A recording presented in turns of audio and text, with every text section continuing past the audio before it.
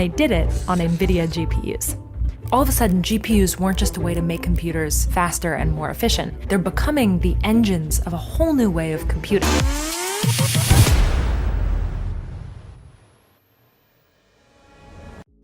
NVIDIA's $5 trillion market value now exceeds the combined GDPs of Japan, Germany, and India.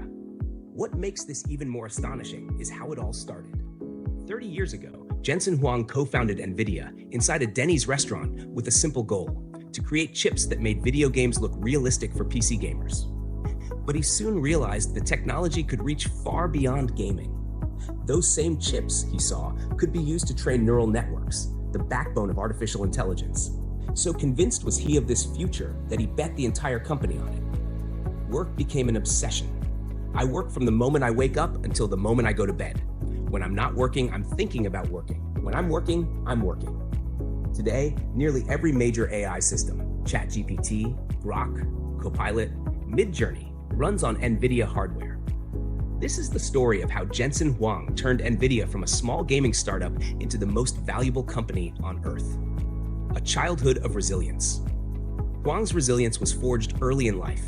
Born in Taipei, Taiwan, he spent his early childhood in Bangkok, where his father worked at a petroleum refinery while dreaming of moving the family to America. In 1973, amid political instability, his parents sent 9-year-old Jensen and his brother to live with an uncle in Tacoma, Washington. That uncle quickly enrolled them in a boarding school, the Oneida Baptist Institute in rural Kentucky, which was actually a juvenile reform center. Jensen was the only Asian student, the smallest in his class, and younger than everyone else after skipping a grade. He was frequently bullied. Still, he smiled and endured it, quietly building the resilience that would define him. He finally found stability after reuniting with his parents near Portland, Oregon, where he attended high school. Despite earning nearly perfect grades, he chose to attend Oregon State University to stay close to his family. Falling in love with circuits and Lori. At Oregon State, Huang majored in electrical engineering and fell deeply in love with circuit design. He also fell for his lab partner, Lori Mills, one of the few women in a male-dominated program. I walked up to her and said, "Do you want to see my homework?" Then I promised her that if she did homework with me every Sunday, she'd get straight A's. As a result, Jensen had a standing date every Sunday. To convince Lori to marry him, Jensen made a bold promise. By the time he turned 30, he would be a CEO. And he delivered. After graduation, Huang joined AMD, later to become one of NVIDIA's biggest rivals, before moving to LSI Logic, a company building custom silicon for firms like Sun Microsystems. Founding NVIDIA at Denny's. At LSI, Huang met Chris Malachowski and Curtis Priam, two gifted chip designers from Sun Microsystems. The three bonded over a shared belief that powerful, affordable graphics chips for PC gaming were being underestimated. In 1993, they decided to take the leap. They met at a Denny's in San Jose, the same chain where Jensen once worked as a dishwasher, and sketched out the blueprint for their company. The name evolved from NV, new venture, to NVision, and finally to NVIDIA, derived from the Latin word for envy. Huang became CEO, Priam CTO, and Malachowski VP of Engineering. All shared equity equally, but only Huang held a board seat. When Jensen told his mother he was starting a company to build 3D graphics chips for video games, she simply replied, "Why don't you go get a job?" Lori, a skilled engineer herself, left her career to raise their 2 children while money was tight, never doubting her husband. NVIDIA's first disaster. By late 1995, NVIDIA released its first commercial chip, the NV1. It failed spectacularly. Instead of using triangles, the standard building blocks of 3D graphics, the NV1 relied on curved surfaces called quadratics.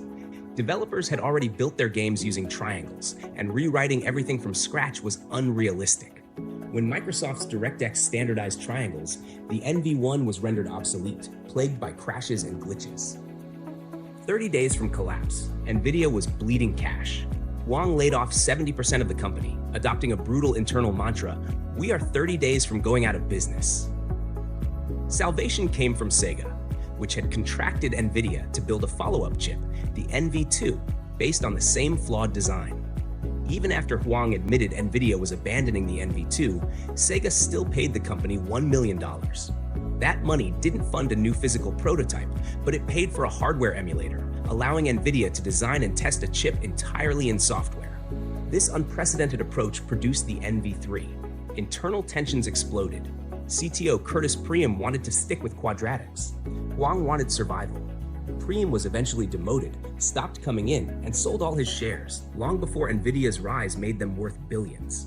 In 1997, the triangle-based NV3 launched and worked flawlessly. Within 4 months, NVIDIA sold 1 million units, saving the company from extinction. Parallel processing and the GPU manufacturing limits in Europe pushed Huang to TSMC in Taiwan. Unable to get founder Morris Chang on the phone, Huang mailed him a letter and got a callback. The redesigned NV4 introduced parallel processing, using multiple identical pipelines on one chip. This approach became the DNA of every modern GPU.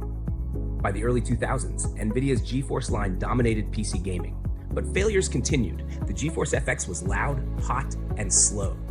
Even Jensen's 13-year-old son left him a note. "Dad, I think you need to kick it up a notch." Huang takes failure personally, driven by guilt over letting customers and employees down. Yet he rarely fired people and showed deep loyalty, once paying for an employee's medical treatment after harshly criticizing him. CUDA and the birth of AI computing. For years, NVIDIA was still seen as just a gaming company. That changed in 2006 with CUDA. CUDA allowed developers to write real code directly for GPUs instead of disguising math as graphics. GPUs instantly became general-purpose supercomputers. In 2012, researchers trained AlexNet on 2 NVIDIA GPUs in a bedroom and dominated the ImageNet competition, proving GPUs could train neural networks hundreds of times faster than CPUs. Gaming chips had just ignited modern AI. Once-in-a-lifetime opportunity, NVIDIA engineer Brian Catanzaro built QDNN, connecting deep learning frameworks to CUDA. Managers hesitated, but Huang listened. After spending a weekend reading AI research, Huang wrote 4 letters on a whiteboard. OIALO, once-in-a-lifetime opportunity. From that moment, NVIDIA went all in on AI. The AI gold rush. Huang abandoned hobbies and worked relentlessly. Cloud giants, Google, Amazon, Microsoft, Oracle, began buying NVIDIA GPUs at massive scale. Then came 2023. ChatGPT exploded onto the world stage, trained entirely on NVIDIA hardware. While others warn of AI doom, Huang dismisses the fear as misunderstanding data processing, not intelligence. Rivals and global stakes competition still keeps him awake. AMD, led by his cousin Lisa Su, is closing the gap. Tech giants are building custom AI chips, and geopolitical tensions around Taiwan threaten supply chains. Huang has warned that China is dangerously close in the AI race, and that America must win by accelerating innovation, not slowing it down. Run, don't walk.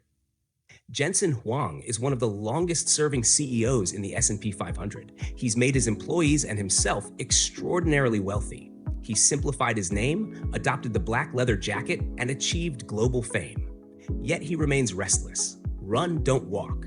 Either you're running for food or running from being food. Thanks for watching. For Money Hub.